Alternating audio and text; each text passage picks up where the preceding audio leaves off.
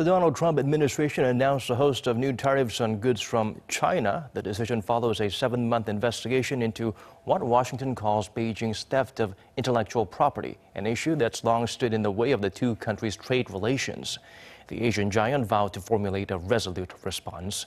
Hee-jun zooms in on what could be a prelude to a trade war. U.S. President Donald Trump's plan to impose tariffs on up to $60 billion worth of Chinese goods has stoked fears of a trade war between the world's two biggest economies. According to Trump, China is responsible for the loss of thousands of American jobs and a U.S. trade deficit worth hundreds of billions. But we have a trade deficit, depending on the way you calculate, of $504 billion. Now, some people would say it's really $375 billion.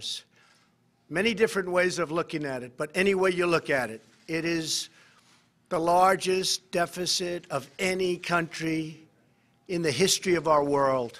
It's out of control. But the administration says it's a retaliatory move against what it calls China's use of pressure and intimidation to steal U.S. intellectual property.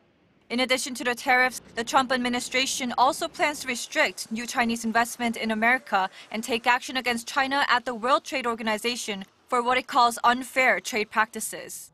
China, in response, said it's ready to retaliate. The Chinese embassy in Washington vowed to fight to the end in any trade war with the United States.